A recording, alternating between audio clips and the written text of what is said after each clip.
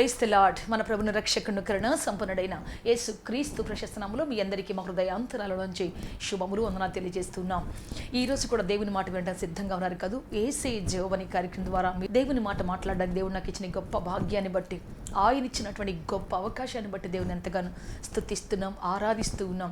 ఆయన మాటను ప్రకటించడానికి, ఆయన నోటి బూరగా, ఆయన పత్రికగా నా బ్రతుకును మార్చినందుకు ఎంతగానో దేవుని స్తుతిస్తున్నాం, ఆరాధిస్తూ ఉన్నాం. ఎస్ ప్రియ దేవుని బిడ్డ, ఈ రోజున దేవుడు తన సియోన్లోంచి వర్తమానం అందించబోతూ ఉన్నాడు. తన ఉన్నత స్థలాల్లోంచి గొప్ప మాట వినిపింప చేయబోతూ ఉన్నాడు. ఈరోజు మన జీవితంలో శాపానికి కారణం ఏంటి, మన జీవితం ఎదుగుబదుగు లేకుండానే కారణం ఏంటి, ఎందువల్ల మనం ఇలా అయిపోయాం అనే విషయాలు కొన్ని నేర్చుకోబోతూ ఉన్నాం. జాగ్రత్తగా దేవుని మాట విన. ఈరోజు దేవుడు నిన్ను మేల్కొల్పబోతూ ఉన్నాడు. ప్రత్యేకమైన విశేషమైనటువంటి ఆయన కృపా సన్నిధి మనకు అనుగ్రహించబోతున్నాడు. ఆశీర్వాదంతో నింపబోతూ ఉన్నాడు. మనం అందరం తలలు వంచి జాగ్రత్తగా ప్రార్థన చేసుకొని ఈ మాట వినడానికి మళ్ళీ హాయత్పరుచుకుంటాం, మన హృదయాలను సిద్ధపరుచుకుంటాం. అందరం కూడా ప్రార్థన చేసుకుంటాం. లార్డ్ జీసస్, హల్లెలూయా, హల్లెలూయా, హల్లెలూయా, హల్లెలూయా. పరిశుద్ధాత్మదేవ, మిమ్మల్ని ఆరాధిస్తున్నాము, ఆహ్వానిస్తున్నాము తండ్రి. మా మధ్యలో సంచరించమడుగుచున్నాము తండ్రి. శక్తితో నింపండి ప్రభువా, ఆత్మతో నింపమడుగుచున్నాము, ఆశీర్వాదంతో నింపండి ప్రభువా. మా చెవులను సున్నతి చేయండి, హృదయాన్ని సున్నతి చేయండి ప్రభువా. మా బ్రతుకును సరి చేయండి ప్రభువా. ఎలా బ్రతకాలో మాకు నేర్పించండి అయ్యా, ఎలా జీవించాలో మాకు నేర్పించండి అయ్యా. మీ కృపతో నిలబెట్టండి మా జీవితాన్ని ప్రభువా. మీరు అద్భుతం చేయమని దయ చూపించమడుగుచున్నాము తండ్రి. శక్తితో నింపండి, బలముతో నీవముతో నింపండి ప్రభువా. మీ ఆత్మతో నింపి నడిపించండి, ఆదరణ దయచేయండి, ఆశీర్వాదం దయచేయండి తండ్రి. మీ సమాధాన ఆత్మనిచ్చి నడిపించమని, ఆశీర్వదించమని అయ్యా. మీరు అద్భుతం చేయమడుచున్నాం తండ్రి. మీ కృపగల దయగల ఆత్మనిచ్చి నడిపించండి తండ్రి. మీకు స్తోత్రం ఆయన. హల్లెలూయా, హల్లెలూయా, హల్లెలూయా. పరిశుద్ధుడా, పరిశుద్ధుడా, పరిశుద్ధుడా, పరిశుద్ధుడా, యేసు పరిశుద్ధుడా, మీకు స్తోత్రం. మీ సన్నిధించి నడిపించమని ప్రభువా. ఈరోజు వర్తమానం ద్వారా లక్షలాది ప్రజలు ఆశీర్వదించబడినట్టు తండ్రి, తరములకి వాక్యము తండ్రి దేవా, ఒక మైలూరు రాయిగా నిలబెట్టి నడిపించండి, ఒక మేల్కొల్పుగా నిలబెట్టండి తండ్రి. మీ శక్తితో నింపి నడిపించి బలపరచమని, సహాయించమని యేసుక్రీస్తు శక్తి కలిగిన నామములో అడిగి వేడుకొంచున్నాము తండ్రి. ఆమేన్, ఆమేన్. బైబిల్ నుంచి ఒక వాక్యం చదువుకుంటాం. అందరూ బైబిల్ తీయండి దయచేసి, అందరికీ కూడా బైబిల్ తీయండి. దేవుని మాట ఎంతో శక్తి కలిది, మనం చదివి దాన్ని నేర్చుకుంటాం. చూద్దాం. న్యాయాధిపతుల గ్రంథం 6వ అధ్యాయం 11వ వచనం చదువుకుంటాం. అందరూ బైబిల్ తీయండి. యెహోవా దూత వచ్చి అబీయెజెరుడైన యోవాషునకు కలిగిన ఒఫ్రాలోని మస్తకి వృక్షము క్రింద కూర్చుండెను. యోవాషు కుమారుడైన గిద్యోను మిద్యానీయులకు మరుగై ఉండునట్లు గానుగు చాటున గోధుమలను దుళ్ళగొట్టుచుండగా. ఇక్కడ గానుగు చాటు అంటే ఒక పదాన్ని మనం ప్రత్యేకంగా చూస్తూ ఉన్నాం. ఇప్పటికే మనం 4-5 మెసేజ్లు నేర్చుకున్నాం గానుగు చాటు జీవితం ఎలా ఉంటుంది అని. ఈరోజు కూడా ఒక ప్రత్యేకమైన వాక్యాన్ని నేర్చుకోబోతూ ఉన్నాం. గానుగు చాటు ఉన్నటువంటి వాళ్ళ బ్రతుకులు ఎలా ఉంటాయి. మీరు ఈ వాక్యాలన్నీ వినండి, మీకోసం యూట్యూబ్లో సిద్ధపరచబడ్డాయి. Sister Prasanna YouTube channel subscribe చేసుకోండి. ప్రతిరోజు మీకు నోటిఫికేషన్ వస్తుంది, ఏ వాక్యాలు మేము మరి డెలివర్ చేసామనేది, అప్లోడ్ చేసామనేది మీకు వెంటనే అర్థమవుతుంది. సో ప్రియ దేవుని బిడ్డ, దాన్ని బట్టి మీరు ఆ వాక్యాన్ని అనేకులకు పరిచయం చేయండి. దేవుడు మీ చేతుల కష్టార్జితాన్ని ఒక్క రోజు కూడా తక్కువ చేయడు. మీరు చేసిన మంచి పనికి దేవుడు ఖచ్చితంగా ప్రతిఫలం ఇస్తాడు, ఆయన నడిపిస్తాడు. ప్రైజ్ లార్డ్, హల్లెలూయా. సో ఈ యొక్క మాట ఎలా ఉంది అంటే, ప్రియ దేవుని బిడ్డ, గానుగ చాటున ఉంది. ఇతని జీవితం ఎలా ఉందంటే గానుగ చాటు జీవితం. ఈ యొక్క ఇజ్రాయెల్ జీవితాలు అనేకమైనటువంటివి కూడా గానుగుచాటు జీవితాలు లాంటివి ఉన్నాయి. మనవి కూడా అట్లనే కొన్నిసార్లు. ఈ గానుగుచాటు జీవితాలు ఎట్లుంటుంది తెలుసా? గానుగు తిరుగుతుంటుంది, పంట వస్తుంది కదా, ఆ పంటను తీసుకొచ్చి పోసినప్పుడు అప్పుడు స్టార్ట్ అవుతుంది పని. అది అయిపోగానే అయిపోద్ది. ఇంకా పంట ఉన్నంతకాలం పని ఉంటేనే తిరుగుతుంది, అది లేకపోతే అట్లనే పడి ఉంటుంది దాని మీద. మరి అక్కడి నుంచి ఆవులు వచ్చి దాని మీద పడుకొని ఉంటాయి, లేకపోతే కుక్కలు వచ్చి పడుకొని ఉంటాయి. దాని ట్రాక్ అంతా పాడైపోయి ఉంటుంది. మళ్ళీ పంట వస్తే మళ్ళీ దాన్ని బాగు చేసి అప్పుడు క్లియర్ చేసి మళ్ళీ పని మొదలు పెడతారు. పని ఉంటే మాత్రం రోజంతా తిరుగుతూనే ఉంటుంది, 10 రోజులు కానీ 20 రోజులు కానీ తిరుగుతూనే ఉంటుంది. పని లేకపోతే మాత్రం 6 నెలలు అక్కడే పడి ఉంటుంది, అక్కడే ఉండదు ఇంకా. సో కొంతమంది జీవితాలు ఎట్లుంటాయి అంటే, ఒక 10,000 చేతిలో ఉంటే 10 రోజులు పని చేయరు, ఒక 1,000 రూపాయల చేతిలో ఉంటే 2 రోజులు పని చేయరు, 2 రోజులు తిన్న తర్వాత ఆకలి వేస్తే అప్పుడు పని చేస్తారు. వీటిని ఏమంటారంటే గానుగు చాటు జీవితాలు, గానుగు చాటు బ్రతుకులు ఇవన్నీ కూడా. ఒక గిటారిస్ట్ అంటాడు, నేను నా గిటార్ను ఒక్కరోజు ప్లే చేయకపోతే నాకు అర్థమైపోద్ది నేను ఎక్కడో అపశృతి ప్లే చేస్తున్నానని. ఒక 10 రోజులు ప్లే చేయకపోతే నా చుట్టూ ఉన్నటువంటి ఫ్రెండ్స్కి అర్థమైపోద్ది. ఎందుకంటే వాళ్ళకి అంత, నాకున్న నాలెడ్జ్ వాళ్ళకి లేదు, లేకపోయినా వాళ్ళకి అర్థమైపోద్ది. అంటే నేను ఇంకా చాలా తక్కువగా వచ్చేసానని. నా ఫ్రెండ్స్ ఎటువంటి నాలెడ్జ్ లేనటువంటి వాళ్ళు కూడా గుర్తుపట్టగలిగేంత స్థితికి, అంత తక్కువ స్థితికి వచ్చేసాను, నేను ఏదో అపశృతులు ప్లే చేస్తున్నానని చెప్పేసి వాళ్ళకి అర్థమైపోద్ది. ఇంకొక 10 రోజులు నేను ప్లే చేయకపోతే నా చుట్టూ ఉన్న ఆడియన్స్కి అర్థమైపోద్ది నేను ఏ సభలో ప్లే చేస్తున్నానో, ఎక్కడ పాడుతున్నానో ఆ ఆడియన్స్కి అర్థమైపోద్ది. ఆడియన్స్ అంటే వాళ్ళకేం తెలుసు, వాళ్ళకి అసలే తెలియదు. అంటే అంత పామరులకు కూడా నేను ఒక మిస్టేక్ చేస్తున్నానని, అపశృతి ఎక్కడో ప్లే చేశానని వాళ్ళకు కూడా అర్థమైపోద్ది. అంటే అంచెలంచెలుగా నాకు నా స్నేహితులకి ఆ తర్వాత ఉన్నటువంటి ఆడియన్స్కి అర్థమైపోద్ది. నేను ఒక్క 10 రోజులు 20 రోజులు కానీ నా యొక్క గిటార్ రెగ్యులర్గా ప్లే చేసి గిటార్ ప్లే చేయకపోతే అంటాడు. అట్లనే ప్రియ దేవుని బిడ్డ, మనం రెగ్యులర్గా చేసిన పనులు కానీ మనం చేయకపోతే అవి ఎలా ఉంటాయి అంటే ఖచ్చితంగా ఏదో ఒక రోజున మనలను ట్రాక్ తప్పిస్తాయి. కాబట్టి సైనికులు యుద్ధం ఉన్నప్పుడు బాగా వీరోచితంగా పోరాడాలి అంటే యుద్ధము లేనప్పుడు ప్రిపేర్ అవ్వాలి. యుద్ధము లేనప్పుడు వాటిని సిద్ధపరచుకోవాలి. యుద్ధ సమాచారం లేనప్పుడు, యుద్ధ వార్త వినబడినప్పుడు, యుద్ధ యొక్క ఆ బూరత్వాన్ని వినబడినప్పుడే సిద్ధపడాలి. వీళ్ళు సిద్ధపడి పరిగెత్తి అది ఎలా మొయ్యాలో, ఎలా దించాలో, ఆ బరువు వేసుకుని కొండ ఎలా ఎక్కాలో, తాడు పట్టుకుని ఎలా పైకి ఎక్కాలో, ఇవన్నీ వాళ్ళు యుద్ధము లేనప్పుడు నేర్చుకున్నటువంటి ఆ అనుభవం, ఆ ఎక్స్పీరియన్స్ యుద్ధం రాగానే వాళ్ళకి పనికి వస్తుంది. ప్రైజ్ లార్డ్, హల్లెలూయా. అందుకే ప్రతిరోజు వాళ్ళు 4 గంటలు లేస్తారు, ప్రతిరోజు 4 మైళ్ళు పరిగెత్తుతారు, ప్రతిరోజు వాళ్ళు చేసిన ఎక్సర్సైజ్లు మొత్తం చేస్తారు. చేస్తేనే వాళ్ళ బాడీ ప్రతిరోజు ఫిట్నెస్గా ఉంటుంది. ప్రతిరోజు ఒక్కొక్క అడుగు ఫిట్నెస్ వైపు వేసుకుంటూ వాళ్ళు పర్ఫెక్టివ్ సైనికులుగా అయిపోతారు. కొద్ది రోజులు మానేశారనుకో, ఇంటికి వచ్చినా కానీ వాళ్ళు పరిగెత్తాల్సింది ఉదయం లేచి. వాళ్ళ బాడీ ఫిట్నెస్ తగ్గకూడదు. ఎందుకంటే ఎప్పుడు యుద్ధం వస్తుందో తెలియదు. సెలవులు కానీ వెళ్ళారు, అర్జెంటుగా టెలిగ్రామ్ వచ్చింది అనుకోండి, పాత రోజుల్లో ఇమ్మీడియట్గా సర్దుకొని వెళ్ళిపోవాల్సిందే. ఇదిగో వారు సిద్ధంగా ఉంది, మీరు వెంటనే బయలుదేరండి అంటే రావాల్సిందే. ఇప్పుడంటే ఇమ్మీడియట్గా ఫోన్ కాల్స్ వస్తున్నాయి. ఎక్కడున్నా సరే ఇమ్మీడియట్గా చేతిలో ప్రపంచం ఉంది కాబట్టి చూసుకుంటారు. ఆ రోజులో టెలిగ్రామ్ వచ్చేది, అర్జెంటుగా బయలుదేరండి, వారు సిద్ధంగా ఉంది మీకోసం. ఇంకంతే, వాళ్ళు అడుగు పెట్టడం, లెటర్ రావడం, మళ్ళీ వెనక్కి వెళ్ళిపోవడం. కాబట్టి మరి ఇంటి దగ్గర ప్రశాంత 4 రోజులు గడుపుదాం వస్తారు కదా, వాళ్ళు కూడా ఆ టైంలో కూడా పొరపాటును కూడా వాళ్ళు పని ఆపకూడదు, పరిగెత్తుకుంటూనే ఉండాలి. వాళ్ళ యొక్క శరీరం ఫిట్నెస్గా ఉంచుకోవాల్సిందే. ఎందుకంటే ఏ సమయంలో యుద్ధం వస్తుందో తెలియదు. ఆత్మీయ జీవితంలో కూడా అన్నీ బాగుంటే ప్రార్థన మానేసి ఒకరోజు ప్రార్థన చేయకుండా, 10 రోజులు ప్రార్థన లేకుండా, ఆ తర్వాత మొదలు పెడితే నీకు ప్రార్థన కొత్తగానే ఉంటుంది. మళ్ళీ ప్రార్థన చేస్తుంటే అంత గజిబిజే కనబడుతుంటుంది, ప్రార్థన విసుగ్గా ఉంటుంది, చేయబుద్ధి కాదు. నువ్వు అదే ప్రార్థన లోతుకు రోజుకి వెళ్తున్నావు అనుకో, ఎన్ని పనులున్నా, ఎన్ని కష్టాలున్నా, ఎన్ని మరి మంచి పరిస్థితులు ఉన్నా కదా, మనకు కొన్నిసార్లు ఫేవరబుల్ కండిషన్స్ ఉంటాయి. ఇంట్లో పిల్లలు బాగా చదువుకుంటూ ఉంటారు, మంచి ఫైనాన్షియల్ కండిషన్ బాగుంటుంది, భర్త బాగుంటాడు, భార్య బాగుంటుంది, అయినా ఆరోగ్యాలు ఏమి ఉండవు, మరి అందరు ముసలోళ్ళు అంతా బాగుంటారు. అట్లాంటి పరిస్థితి ఉన్నప్పుడు మనం ఏం చేస్తామంటే చెయ్యం ప్రార్థన. అన్నీ బాగున్నాయి కదా, ఏం చేస్తాం, ఈరోజు కొంచెం అన్నం చేసి ప్రశాంతం పడుకుందాంలే అనుకుంటాం. అయితే కొద్ది రోజులు అలా చేయకుండా మానేస్తే ఏమైపోతుందంటే చివరికి ప్రార్థన చేయలేనంత నిస్సహాయ స్థితి వచ్చేస్తుంది. ప్రార్థన ఉన్నంత నిస్సహాయ స్థితి వచ్చేస్తుంది భయంకరంగా. ఇంకా తర్వాత చేయలేము. ఎందుకంటే ఇక పూడిపోతుంది, ఆ ఆసక్తి పూడిపోతుంది. అందుకే దైవజనుడు అంటాడు, ఆసాపు కుమారులు అంటారు, దుప్పి నీటి వాగులో కొరకు ఆశపడినట్లు. అంటే దుప్పికి ఎప్పుడు ఆకలే, ఎప్పుడు దప్పికే దానికి. ఎండే కానీ వానే కానీ ఏమన్నా కానీ దాని దాహం అంతా ఇంత ఉండదు. ఎందుకంటే అది ఎప్పుడు పరిగెత్తుతూ ఉంటుంది కాబట్టి అది దానికి దాహం ఎప్పుడు దాహం వేస్తూనే ఉంటుందంట. సో ప్రియ దేవుని బిడ్డ, మనం పని ఆపితే, పని ఉంటే 20 రోజులు 100 రోజులు అని చేస్తాం, ఆ తర్వాత చేయలేమంటే కుదరదు. పల్లెటూళ్ళలో కొంతమంది ఉంటారు, కూలి వాళ్ళు నాటేస్తారు, కలుపులు తీస్తారు, ఆ తర్వాత కోత వచ్చినాక పని ఉండదు. ఇంకా వాళ్ళు ఏం చేస్తారు, ఆ చెట్టు కింద ఈ చెట్టు కింద కూర్చొని కబుర్లు చెప్పుకుంటూ ఉంటారు. ఇంకెక్కడికి వెళ్ళరు, ఎటు వెళ్ళడానికి వాళ్ళకి ఇష్టం ఉండదు, ఆడుకుంటూ ఉంటారు కూర్చొని. ఆ తర్వాత పని చేయాలంటే మాత్రం చాలా కష్టం. ఇంకా వాళ్ళకి పని మొదలేస్తే మాత్రం 3 నెలలు చేస్తారు. కానీ వాళ్ళ ఇళ్లలో దరిద్రం పోదు, ఎప్పుడు కూడా సంపాదించిన డబ్బులన్నీ తినేస్తారు, మళ్ళీ నెక్స్ట్ సంపాదిస్తారు, ముందే తెచ్చుకుంటారు, ముందే తింటారు. అందుకే పల్లెటూరులో చాలాసార్లు మరి ఇళ్ళు అట్లనే ఉండిపోతుంటాయి. పల్లెటూరే కాదు, ఇక్కడ కూడా అయినా అంతే. ఒక 1000 రూపాయలు జేబులో ఉంటే ఈరోజంతా పని చేయం, అది అయిపోయిన తర్వాత పని చేస్తామంటే ఇంకా జీవితంలో ఇక ఎక్స్ట్రా కొనుక్కోవడానికి ఏమి ఉండవు. ఆ ఇళ్లలో పోయి చూసినప్పుడు 10 సంవత్సరాల క్రితం ఎలా ఉన్నారు, ఇప్పుడు అలాగే ఉంటారు వాళ్ళు. అందుకే ప్రియ దేవుని బిడ్డ, పని ఉంటేనే పని చేయడం, పని లేకపోతే కూర్చోవడం, ఇవంతా కూడా ఎటువంటి గానుగ చాటు జీవితాలు. ఇవన్నీ కూడా గానుగ కూడా అట్లనే పోస్తే 1 నెలల్లో పని చేస్తుంది, దాన్ని అయిపోగానే 6 నెలలు పక్కన పడేసి కూర్చుంటుంది. ఆ తర్వాత చూస్తే అక్కడ అంత భయంకరంగా మరి రాకుండా జంతువులు వస్తాయి, కూర్చోకుండా కొన్ని జంతువులు దాని మీద కూర్చుంటాయి, దాని జీవితం అంత భయంకరంగా ఉంటుంది. అందుకే ప్రియ దేవుని బిడ్డ, ఈ రోజున మన జీవితం ఒక డిసిప్లిన్ లైఫ్, ఒక డిసిప్లిన్. ప్రైజ్ లార్డ్, హల్లెలూయా. ప్రార్థనకు ఒక డిసిప్లిన్, ఆరాధనకు ఒక డిసిప్లిన్, దేవునితో వాక్యాలు గడపడానికి ఒక డిసిప్లిన్ ఎప్పుడైతే మన జీవితంలో ఉంటుందో అప్పుడు మనం అద్భుతంగా ఆస్వాదించబడతాం. దేవునికి మనకి కనెక్షన్ ఎప్పుడు తెగిపోకూడదు. పరిస్థితులు మారుతాయి, ఒకవేళ కష్టాలను తీరిపోయి సంతోషాలు రావచ్చు, దుఃఖాలను తీరిపోయి సంతోషాలు రావచ్చు. అప్పుడు కూడా మన జీవితంలో ఎప్పుడు కూడా ప్రాక్టీస్ మానకూడదు. మనం దావీదు జీవితంలో చూస్తే, దావీదు యుద్ధం చేసినంత కాలం అతని జీవితం చాలా హ్యాపీగా, ఆనందంగా, ఏ సమస్య లేదు, శత్రు సమస్య తప్ప. కానీ అపజయం కూడా లేదు అతని జీవితంలో. కానీ ఎప్పుడైతే వసంతకాలం వచ్చింది అంటే మనం చూద్దాం 2 సమూయేలు గ్రంథం 11వ అధ్యాయం 1 వచనం చదువుకుంటాం.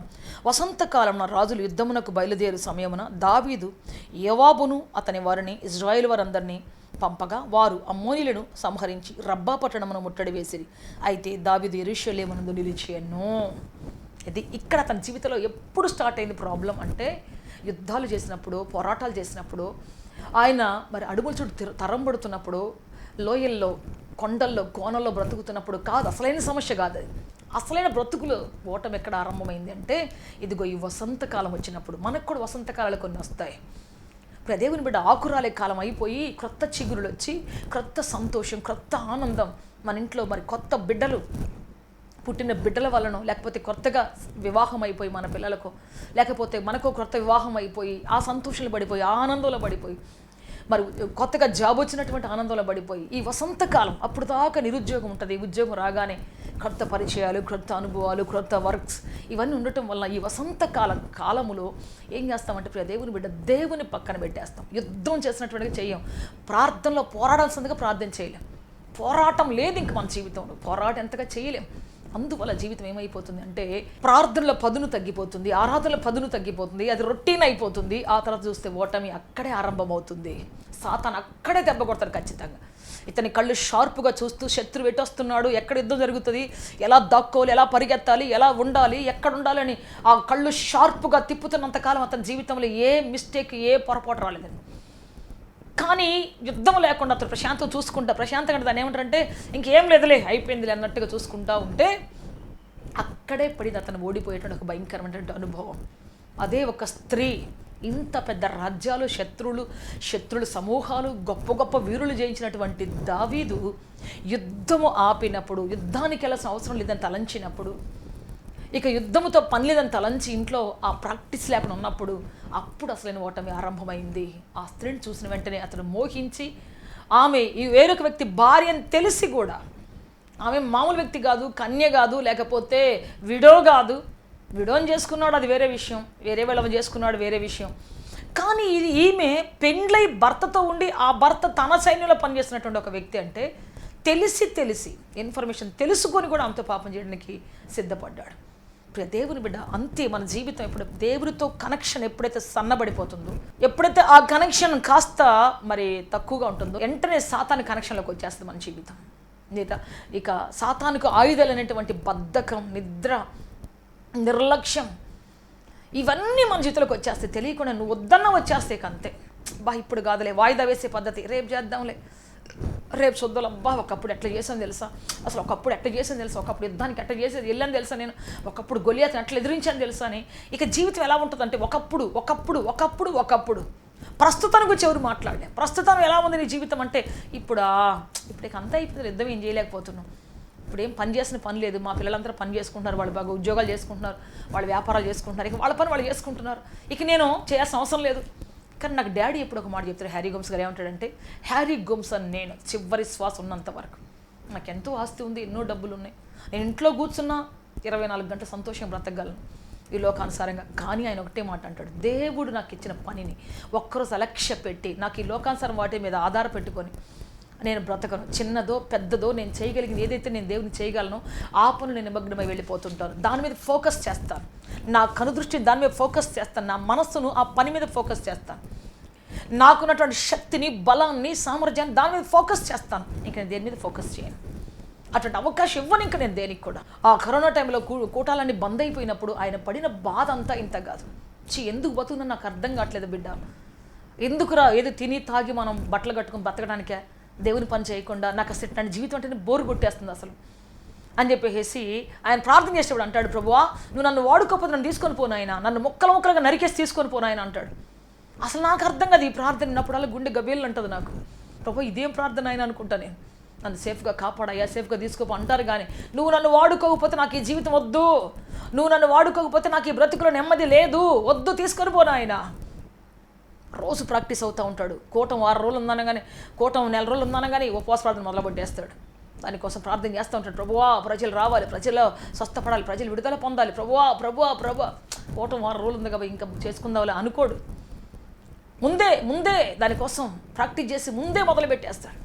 సో అందుకే ప్రియ దేవుని బిడ్డ ఎక్కడికి వెళ్ళి దేవుడు సక్సెస్ఫుల్గా నడిపిస్తున్నాడు, ఎంతోమంది జీవితాలు కడుతున్నాడు, ఎంతోమంది బ్రతుకులు ఆశీర్దిస్తున్నాడు. ఆయన ప్రార్థన మానేసిన దినమే లేదు.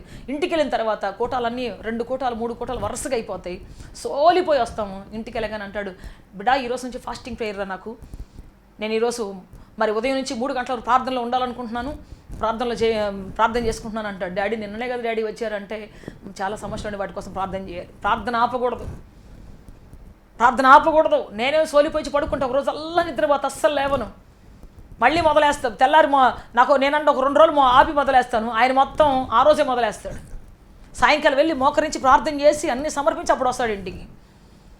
సో నేనేం చేస్తానంటే దిగంగానే ఇంట్లోకి వెళ్ళిపోయి స్నానం చేసేసి మంచిగా అన్నది నేను పడుకుంటా, తెల్లారు లేసి కానీ ఏమైనా చేయలేను, మళ్ళీ ఇంకా అంత టైర్డ్ అయిపోతా నేను.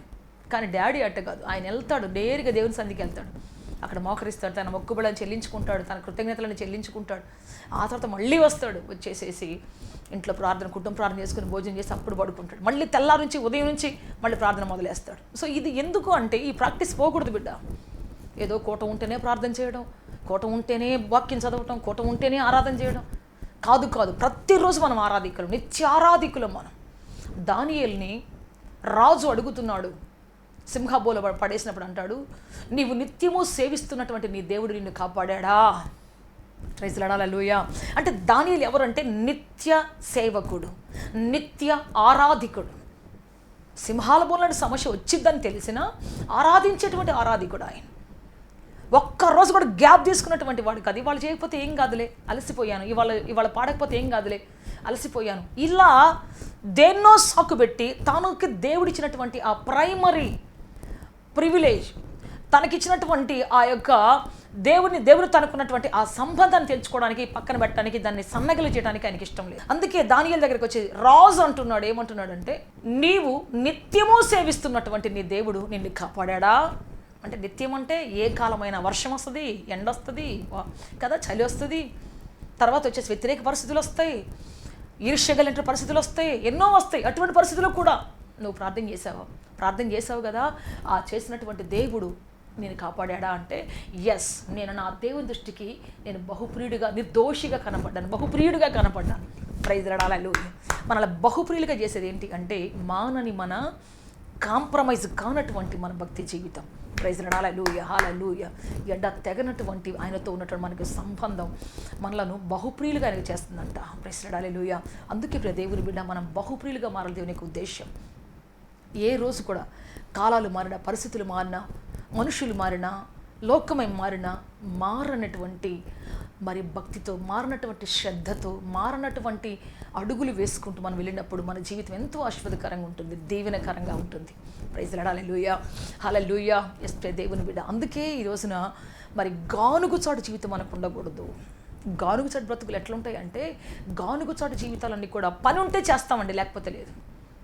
పని ఉంటే చేస్తాం, లేకపోతే హాయిగా ఉంటాం, ఇంకా మాకు ఇక అవసరం లేదు, ప్రాక్టీస్ ఉండదు. ఇక దీనికి ఈ గానుగుకి ప్రాక్టీస్ ఉండదు. పంట వచ్చినప్పుడు దాంట్లో పోసి దాన్ని తిప్పుతారు తప్ప దాని తర్వాత పని అయిపోతే దీనికి ప్రాక్టీసే ఉండదు. అందువల్ల దాన్ని స్టార్ట్ చేసేటప్పుడు దానికి రకరకాల క్రీములు పూసి, రకరకాల జెల్స్ పూసి, దాన్ని కట్టి తిప్పి దాన్ని అంతా సరిచేసి, మళ్ళీ అక్కడ గడ్డి అంతా పెరిగిపోయి దాన్ని అంతా చెక్కేసి, ఆ ట్రాక్ అంతా సరిచేసి, ఆ బండ్లన్నీ సరిగ్గా కట్టి మళ్ళీ అప్పుడు స్టార్ట్ చేస్తారు. సో ఇలాంటి జీవితం చాలాసార్లు మన జీవితం కూడా అట్లనే ఉంటుంది. గడ్డి అంతా, చెత్త అంతా పెరిగిపోయి, పిచ్చి పిచ్చి ఆలోచనలు పెరిగిపోయి, పిచ్చి పిచ్చి తలంపులను పెరిగిపోయి, నిస్సారమైపోయి, రూపు మారిపోయి, సో ఈ విధంగా కొన్నిసార్లు మన జీవితం అయిపోయి ఉంటుంది. అందుకని ప్రియ దేవుని బిడ్డ, మనం అలా అవ్వకూడదు. ప్రతి నిత్యం ప్రాక్టీస్లో, ప్రతి నిత్యం దేవునికి టచ్లో, ప్రతి నిత్యం ప్రార్థించే వాళ్ళ జీవితాలు ఎప్పుడు కూడా ఆయనకి బహుప్రియంగా ఉంటాయి. వాళ్ళు ఓడిపోయే ప్రసక్తి లేదు. దావీదంతటి మహావీరుడు ఓడిపోవడానికి కారణం ఏంటి? ఇక ఆ తర్వాత విజయం లేకుండా, ఈ వసంతకాలం ఆరంభమైన తర్వాత అతని జీవితంలో ఒక్క విజయం కూడా చూడలేదు. మీరు కావాలని చూడండి, ఒక్క విజయం కూడా లేదు అతని జీవితంలో. ఆ తర్వాత ఓటమి వెంబడి ఓటమి, తన పిల్లల విషయంలో కావచ్చు, తన యొక్క కుటుంబ విషయంలో కావచ్చు, తన భార్యల విషయంలో కావచ్చు, ఇంకా ఓటమి తప్ప ఇంకొకటి లేదు. బిడ్డలను పోగొట్టుకున్నాడు, మరి పరువు పోయింది జీవితంలో, తల మీద బూడిద పోసుకొని పరిగెత్తుకుంటూ వెళ్ళిపోయిన పరిస్థితి వచ్చేసింది. ఈ విధంగా తనను తాను వెట్టపరుచుకునే పరిస్థితి వచ్చేసింది. ప్రియ దేవుని బిడ్డ, ఈ విధంగా తన జీవితం అంతా అక్కడి నుంచి వసంతకాలం ఆరంభమైంది, యుద్ధం ప్రాక్టీస్ ఆగిపోయింది, యుద్ధానికి వెళ్ళకుండా ఆయన ఆగిపోయాడు. మిద్దె మీద ఉండి చూడటం మొదలుపెట్టేశాడు. మిద్దె మీద ఉండి మరి ఒక రాజుగా మిద్దె మీద ఉండి అంతా చూస్తా మొదలుపెట్టాడు. యుద్ధానికి కలిసిన కాలంలో అంతే అయిపోయింది. లైఫ్ లేక దావీదును మనం ఒక విజయ వీరుడిగా చూడలేదు. కాకపోతే దేవుని వాగ్దానం ప్రకారం ఆయన ఆయన మార్పులేని దేవుడు కాబట్టి దావీదును ఆశీర్వదించాడు, దావీదును క్షమించాడు. కానీ ఆ తర్వాత అతను ఎక్కడా వాడుకోలేదు, అతను ఎక్కడా విజయాన్ని చూడలేదు. అందుకే చెప్తాను ప్రియ దేవుని బిడ్డ, మన బ్రతుకు చివరి వరకు గెలవటం, చివరికి గెలుస్తూ వెళ్ళటం అనేది ఎంతో గొప్ప విషయం. కొన్నిసార్లు మనకు ఫేమ్ లేకపోవచ్చు, కొన్నిసార్లు కీర్తి లేకపోవచ్చు, కొన్నిసార్లు మనం ఎక్కువ సంపాదించుకోలేకపోవచ్చు, అందరిలాగా ఆశీర్వించబడేట్టు కనబడకపోవచ్చు. మీరు బాప్తిస్మం ఇచ్చే యోహాను చూస్తే అతనికి ఏం నిలువుటంగి లేవు, అతనికి ఏం ఫేమ్ లేదు, అతను వస్తుంటే జయకుట్రులు ఒక్కళ్ళు లేరు. తన స్థలాన్ని పోగొట్టుకున్నాడు, తన యొక్క శిష్యుని పోగొట్టుకున్నాడు, తన యొక్క స్థలాన్ని పోగొట్టుకున్నాడు, జైల్లో ఉండాల్సిన పరిస్థితి వచ్చేసింది. చూసే వాళ్ళందరికీ కూడా ఏంటి ఏం చేసేది, అయ్యో ఏంటి అని సేవ అయిపోయింది అనుకున్న పరిస్థితి వచ్చేసింది. తలను పోగొట్టుకున్నాడు. కానీ ప్రియ దేవుని బిడ్డ, బైబిల్ చెబుతుంది అరణ్యములో ఒక కేక వేసే శబ్దం అని. అరణ్యములో అతనికి దేవుని వాక్కు ప్రత్యక్షమైందని బైబిల్ చెప్తూ ప్రైజ్ లార్డ్, హల్లెలూయా. అరణ్యములో ప్రత్యక్షమైంది దేవుని స్వరము. ఆయన వెతుక్కుంటూ వెళ్ళింది. నిలువు టంగిలు వేసుకొని మరి ఎక్కడో అఫీషియల్ బ్రతుకుతున్నటువంటి ఆ రోజున్నటువంటి శాస్త్రులకి పరిచయలకి దేవుని వాక్యే లేదు. వాళ్ళ సొంత డాక్ట్రిన్, వాళ్ళ సొంత డాక్యుమెంట్స్ని చదువుకుంటూ ఉండేవాళ్ళు తప్ప ఇదిగో ఈ ప్రోగ్రామ్, అదిగో ఆ ప్రోగ్రామ్, అది ఆ ప్రోగ్రామ్, ఇది ఇక్కడ ప్రార్థన అక్కడ ప్రార్థన వాళ్ళ ఓన్గా పెట్టుకునేవాళ్ళు తప్ప ప్రియ దేవుని బిడ్డ, మరి దేవుని వాయిస్ అనేది, దేవుని స్వరం అనేది ఎక్కడా వినబడలేదు, ఎవరితో మాట్లాడలేదు. ఒక్క అరణ్యంలో అటువంటి ఆయనతోనే మాట్లాడింది, బాప్టిస్మం ఇచ్చే యోహానుతోనే మాట్లాడింది. ప్రైజ్ లార్డ్, హల్లెలూయా. మరి ఎవరు బ్రతుకులు మారాయి, ఎవరి ద్వారా బ్రతుకులు మారాయి అంటే ఈ శాస్త్రంలో పరిచయాల వల్ల మారింది లేదు. వాళ్ళు ట్రెడిషన్స్ అంతా ప్రాక్టీస్ చేసి మొదలుపెట్టారు, ఆచారాలు డెవలప్ చేశారు తప్ప ఇదిగో నువ్వు పాపం చేసావా తీసుకురా, ఎద్దును తీసుకురా, నువ్వు ఘోరం చేసావా తీసుకురా, మేకను తీసుకురా, ఆచారాలు వాళ్ళు డెవలప్ చేసుకుంటూ వచ్చారు తప్ప మరి ఆత్మను డెవలప్ చేయలేకపోయారు. సో అప్పుడు ప్రియ దేవుని బిడ్డ, నిజమైన మార్పు, ఒక గొప్ప ఉజ్జీవం, ఒక మార్పు, ఒక మనిషిలో పశ్చాత్తాపం ఎక్కడ ఆరంభమైందంటే ఆయన మాట్లాడినప్పుడే, బాప్టిజం ఇచ్చి యోహాను మాట్లాడినప్పుడే, ఆ స్వరం బయటకు వచ్చినప్పుడే, ఆ దేవుని స్వరం, the voice of the God when delivered, the people started to repent. అప్పుడే ప్రజలు మరి రిపెంట్ అవ్వడం మొదలుపెట్టారు. Before that there was no repentance in the human life. అంతకుముందు మనుషులకు రిపెంట్ అయ్యే పరిస్థితి లేదు. తప్పు చేసామో తీసుకొచ్చాము, బలిచ్చాము, అయిపోయింది ఇంక అంతే లైఫ్.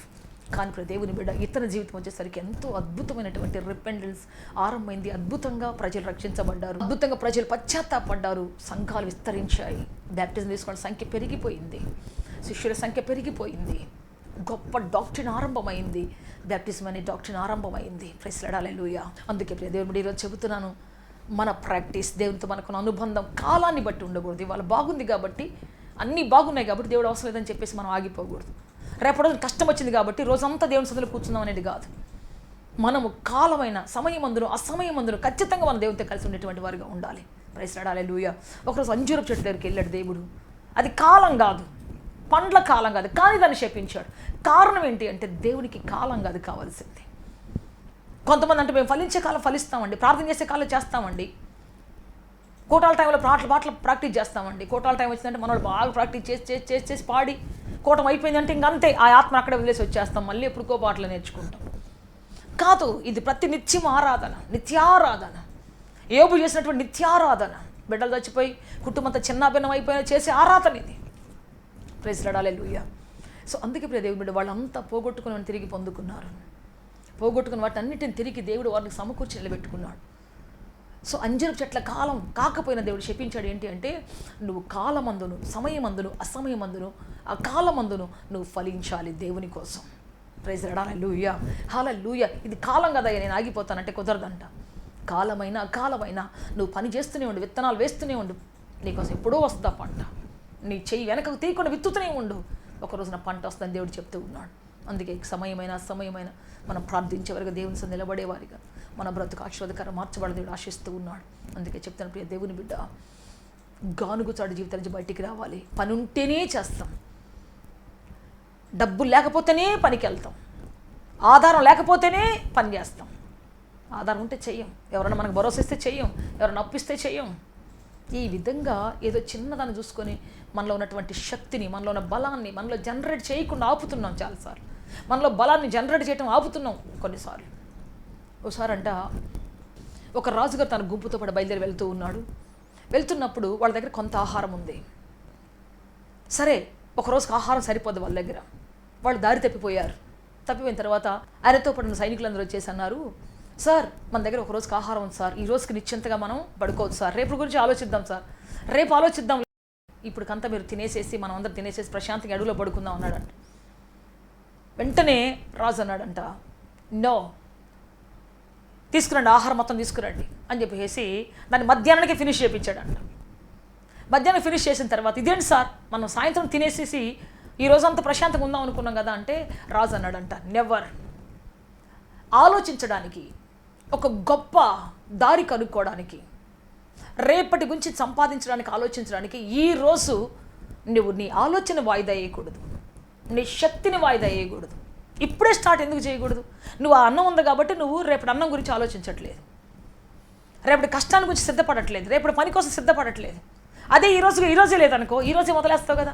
అందుకు నీ ఆలోచనకు నేను సమయం ఇవ్వట్లేదు, నీ మైండ్కి పనికి సమయం ఇవ్వట్లేదు, కాబట్టి ఇప్పటి నుంచి ఆలోచించండి ఏం చేయాలని చెప్పేసి ఆయన ఆలోచింపజేశాడంట. చాలాసార్లు మనం ఏమనుకుంటాం అంటే, రేపు చూద్దాంలేండి, ఈరోజు సరిపోద్ది కదా, ఈరోజుకి ఎట్లాగ ఇది ఉంది, ఈరోజుకి ఎట్లాగ దీన్ని సరిపెట్టుకుంటాం, రేపు చూద్దాంలేండి అనుకుంటామా, అంతే సంగతులు ఇంకా. కానీ ఆ రాజు ఇవ్వలేదంట, ఆ సమయం ఇవ్వకుండా ఇప్పటి నుంచి ఆలోచించండి మీరు రేపు ఏం చేయాలి, ఇప్పటి నుంచే సిద్ధపడండి రేపటి రోజు పని కోసం అని చెప్పేసి అన్న. ప్రైజ్ లార్డ్, హల్లెలూయా. అందుకే ప్రియ దేవుని బిడ్డ, మనము ప్రాక్టీస్, ఈ యొక్క పనిలో మనకున్నటువంటి పనిలో ప్రాక్టీస్ని మనం వాయిదా వేయకూడదు, ప్రార్థన వాయిదా వేయకూడదు, దేవునితో అనుబంధాన్ని వాయిదా వేయకూడదు. మన బ్రతుకులో అనుబంధానికి, దేవుని సన్నిధికి వాయిదా వేసేవరకు మనం ఉన్నట్లయితే ఎప్పటికీ ముందుకెళ్ళలేము. అది బ్రేక్గానే ఉంటుంది, ఎక్కి దిగే అనుభవంగానే ఉంటుంది. అందుకే ఈరోజు మనం మంచి అనుబంధాన్ని కలిగి ఉంటాం, దేవునితో ఎప్పుడు నడుచుకుంటూ వెళ్దాం. కాలం ఏదైనా, సమయం ఏదైనా, పరిస్థితి ఏదైనా, గానుగుచాటు బతుకులు పక్కన పెడదాం, ముందుకు సాగిపోదాం, ప్రార్థన చేసుకుంటాం. అందరు నోరు తెచ్చి ప్రార్థన చేసుకుంటాం. నాతో పాటు ఏకీభవించి ప్రార్థన చేద్దామా? ఇప్పటికి ఆగిపోయి ఉన్నావేమో, ప్రార్థనకు ఆగిపోయి, దేవుని సన్నిధికి ఆగిపోయి, పని చేయడానికి ఆగిపోయి, ఆలోచించడానికి ఆగిపోయి, ఈ సంవత్సరం కాదు వచ్చే సంవత్సరం, ఈ నెల కాదు వచ్చేసి నెల, ఈ విధంగా వాయిదాలు వేస్తూ నీలో ఉన్న శక్తిని జనరేట్ చేయకుండా, నీలో ఉన్న జ్ఞానం జనరేట్ అవ్వకుండా, నీలో ఉన్న కృప జనరేట్ అవ్వకుండా, దేవుడు నీకోసం పెట్టిన లక్ష్యము జనరేట్ అవ్వకుండా ఆ పవర్ని ఆపేసి ఉంటావేమో, ఇప్పుడు కాదని మూత వేసి ఉంటావేమో, ఇప్పుడు కాదంటే మూత పెట్టేసి ఉంటావేమో. కానీ ఈ రోజున నువ్వు లేవపడాలి, ఈ రోజున నీ జీవితంలో అద్భుతం జరగాలి. ప్రియ స్నేహితుడా, ప్రియ సహోదరుడా, ఒక్కసారి మీరు పైకి లేవండి, నోరు తెచ్చి దేవుని అడగండి, ప్రభువా నాలో శక్తి ప్రపంచం జనరేట్ అవ్వకుండా ఆగిపోవద్దు ప్రభువా, నాలో ఆలోచన ప్రపంచం ఆగిపోవద్దు ప్రభువా. అయ్యా ఏది ఆగిపోయినా పర్లేదు, మనుషుల ప్రేమ ఆగిపోయినా పర్లేదు, మనుషుల సహాయం ఆగిపోయినా పర్లేదు, లోకం నాకు రావాల్సినవి ఆగిపోయినా పర్లేదు, కానీ నాలో ఉన్న శక్తి మాత్రం నాలో జనరేట్ చేయగలిగేది, నేను చేయగలిగేది ఎప్పుడు కూడా ఆగకూడదు ప్రభువా, నేను చేయగలిగేది ఎప్పుడు కూడా ఆగిపోకూడదు నాయన. నేనేం చెయ్యగలనో అది ఖచ్చితంగా చేసి తీరాలి ప్రభువా. నాకు ప్రతిఫలం వస్తుందా లేదా, నేను చేయగలుగుతున్నానా లేదా, నేను మంచిది పొందగలుగుతున్నానా లేదా, ప్రజలు స్పందిస్తున్నారా లేదా, ప్రజలను గుర్తుపడుతున్నారా లేదా, నెవర్ నాకు అది కాదు ప్రభువా. నేను చేయగలిగింది చేస్తున్నానా లేదా, నా పని, నా టాలెంట్, నాకు ఇచ్చిన కృపా వరం ప్రతిరోజు ఉపయోగపడుతుందా లేదా, ప్రతిరోజు నేను చేసి ముగిస్తున్నానా లేదా, క్రొత్త శక్తి జనరేట్ అయ్యేట్టుగా చేస్తున్నానా లేదా, ఈ విధంగా ఆలోచించుకునే కృప దయచేయండి తండ్రి. హల్లెలూయా, హల్లెలూయా. మేమందరం ఏక మనసుతో ప్రార్థిస్తున్నాం తండ్రి. ప్రభువా ఏక మనసుతో ప్రార్థిస్తున్నాం తండ్రి, సహాయం చేయండి అయ్యా. హల్లెలూయా, హల్లెలూయా, హల్లెలూయా. పరిశుద్ధాత్మ దేవా, కమ్ హోలీ స్పిరిట్. మేమందరం మీ కొరకు ఉపయోగపడాలి, మీ కొరకు పని చేయాలి తండ్రి. యేసయ్యా మీ కొరకు ప్రతిరోజు మీరు మాకు ఇచ్చిన కృప వరం ప్రతి దినం మీ కోసం వాడబడాలి. ప్రతి దినం మేము నాయన క్రొత్త శక్తిని జనరేట్ చేయాలి, క్రొత్త బలం జనరేట్ చేయాలి ప్రభు తండ్రి. సహాయం చేయమని అడుగుతున్నాం, మీ కాళ్ళు పట్టుకొని బతిలాడుతున్నాను. నూతన శక్తి, నూతన బలం, నూతన కృప మాలో ఆరంభం కావాలి ప్రభు తండ్రి. మీ జీవం మాలో ఆరంభం కావాలి తండ్రి, మీ ప్రభావం మాలో ఆరంభం కావాలి తండ్రి. మేము ఎక్కడ ఆగిపోకూడదు అయ్యా, ఈ చైన్ ఎక్కడ తెగిపోకూడదు, ఈ లింక్ ఎక్కడ తెగిపోకూడదు ప్రభా. అయ్యా పూర్తిగా మేము పనిచేసే కృపద ఇచ్చండి. ఈ గానుగు చాటు బ్రతుకులు పోవాలి నాయన, మా జీవితంలో గానుగు చాటు బ్రతుకులు పోవాలి సుకృత్తున్నాములో తండ్రి. గిద్యోని కష్టం వచ్చింది కాబట్టి దేవుడు ఎక్కడా, కష్టం వచ్చింది కాబట్టి శ్రమ వచ్చింది కాబట్టి దేవుడు ఎక్కడా అంటూ ప్రభువా తన భక్తిని ఆపేశాడు, తన యొక్క ప్రార్థన ఆపేశాడు, తన జీవితంలో స్తుతించడం ఆపేశాడు, ఆరాధించడం ఆపేశాడు, ప్రశ్నించడం మొదలుపెట్టి భక్తిని చల్లార్చుకున్నాడు. అందువల్ల తనకి భయంకరమైన దిగులు, బాధ, ప్రతి నిమిషం ప్రశ్నలు, ఆవేదనలు మొదలెత్తాయి. కానీ మేము అలా ఉండకూడదు ప్రభా. గిద్యోను వలె మేము మారకూడదు ప్రభా. గిద్యోను వలె తను ఆయన భక్తిని ఆపకూడదు ప్రభా. కష్టమైన, బాధైనా, శ్రమైనా, శత్రువైనా, వస్త్రహీనత అయినా ప్రభా మిమ్మల్ని ఆరాధించడం, మిమ్మల్ని స్తుతించడం ఒక్కరోజు మా జీవితంలో ఆగకూడదు ప్రభా. హల్లెలూయా. ఎంతమంది నాతో పడి కలిసి ప్రార్థిస్తున్నారు తండ్రి. ఈరోజు వారి జీవితాలకు ఒక్కొక్క బలిపీఠంగా మారాలి ప్రభు. బగ మండుతున్నటువంటి నాయన, అయ్యా బగ మండుతున్నటువంటి అగ్ని కణములుగా మారాలి మీ బిడ్డల ప్రభు తండ్రి నాయన. నిత్యము మండుచుండాలి బలిపీఠం మీద అగ్ని. నిత్యము తండ్రి మా గుండెల్లో ఆరాధన, మా గుండెల్లో ప్రభువా కృతజ్ఞత భావము, మా చేతుల్లో శక్తి బలము మీ పని చేయడానికి తండ్రి నాయన. మీరు మాకు ఇచ్చిన బాధ్యతలు నెరవేర్చడానికి తండ్రి, మీరు మాకు ఇచ్చినటువంటి బాధ్యతలు ఆయన సంపూర్తి చేయడానికి తండ్రి మమ్మల్ని ఆయత్తపరచండి తండ్రి. ఆయత్తపరచండి ప్రభా. శక్తితో నింపండి ప్రభా. మా బ్రతుకులు ఆయత్తపరచండి, మా జీవితాలు ఆయత్తపరచండి తండ్రి. మీ శక్తితో, బలముతో, జీవంతో నింపండి అయ్యా. దాటిపోద్దు మా జీవితాలు ప్రభా. దాటిపోవద్దు మా బ్రతుకులు నాయన. దాటిపోద్దు మా కుటుంబాలను తండ్రి. మా వ్యక్తిగత జీవితాలు దాటిపోవద్దు తండ్రి.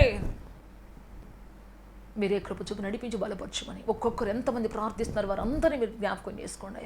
పరీక్షలు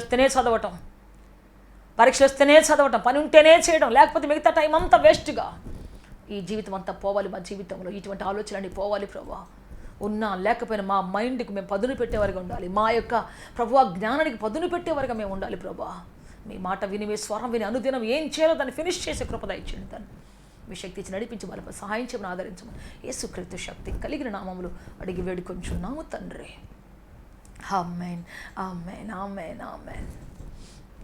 మే గాడ్ బ్లెస్ యూ ఆల్. మీరు తిరిగి దీవించి ఆశీర్వదించి ఉన్నతంగా ఫలవర్తి మార్చునుగాక. గొప్ప సమాధానం సమకూర్చునుగాక. ఆయన తన గొప్ప బలతులను ఆయన నిలబెట్టునుగాక. ఆమేన్, ఆమేన్. సత్యముతో ఆరాధించాలని ఆశిస్తున్నారా? యేసయ్యను గూర్చి మరింత లోతుగా తెలుసుకోవాలని అన్వేషిస్తున్నారా? శ్రమల, వేదనల, గొడ్రాలితనమా, నిరుద్యోగమా, ఓటమియా, సమస్య ఏదైనా జవాబు మాత్రం యేసులోనే. మీ సమస్యల కొరకు ప్రార్థించుటకు మా ప్రయత్న ద్వారములు ఎల్లవేళలా తెరవబడే ఉంటాయి. వివరములకు మా చిరునామా హోలీ ప్యారడైజ్, KH వాడ, నవాబ్పేట, నెల్లూరు, ఆంధ్రప్రదేశ్, ఇండియా. మా ఫోన్ నంబర్లు 9247807631 మరియు రండి